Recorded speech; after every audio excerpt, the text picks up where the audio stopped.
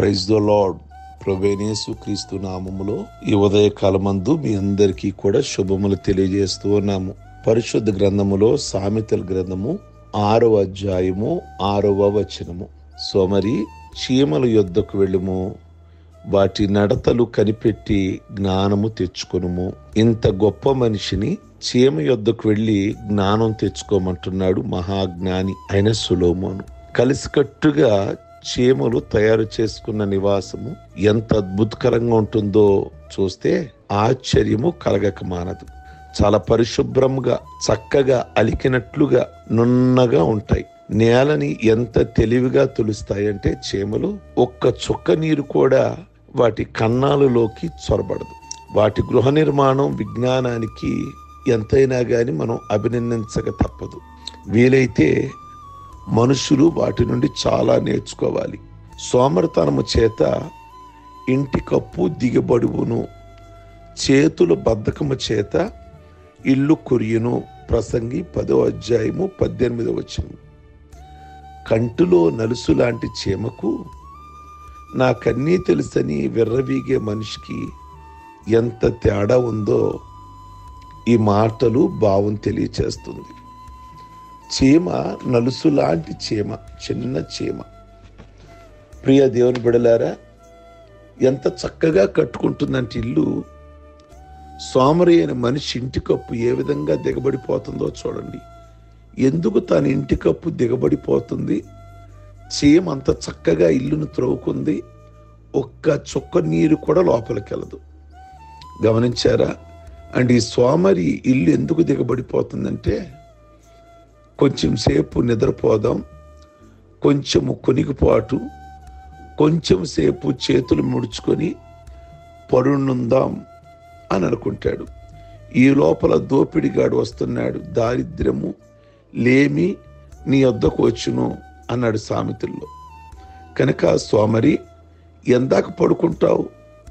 ఎప్పుడు నిద్ర లేస్తావు?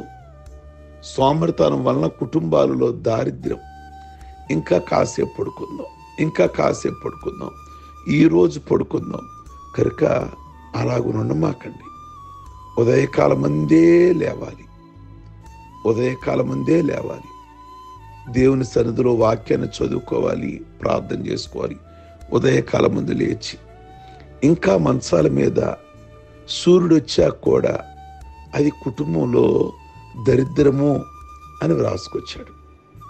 ఈ ఉదయకాలం మందు ప్రియమైనటువంటి దేవుని బిడలారా, బిల్లీ గ్రహం గారు చెప్పాడు, 7 పాపాలు 7 పాపాలు.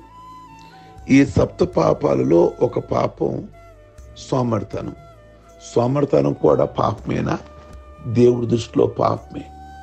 ఏది చేయకుండా కూర్చోవటం, చేయడానికి ఏది ఇష్టం లేకుండా ఎప్పుడు ఖాళీగా ఉండటం కూడా దేవుడి దృష్టిలో పాపమే.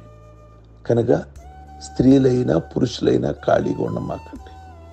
ముఖ్యంగా స్త్రీలు పనులు అయిన వెంటనే దేవుని సన్నిధిలో ప్రార్థించండి. యజమాని కొరకు ప్రార్థించండి, ఆరోగ్యం కొరకు ప్రార్థించండి, బిడ్డల చదువు కొరకు, ఉద్యోగాల కొరకు ప్రార్థించండి, అనేకుల రక్షణ కొరకు ప్రార్థించండి, సంఘము క్షేమం కోసం ప్రార్థించండి.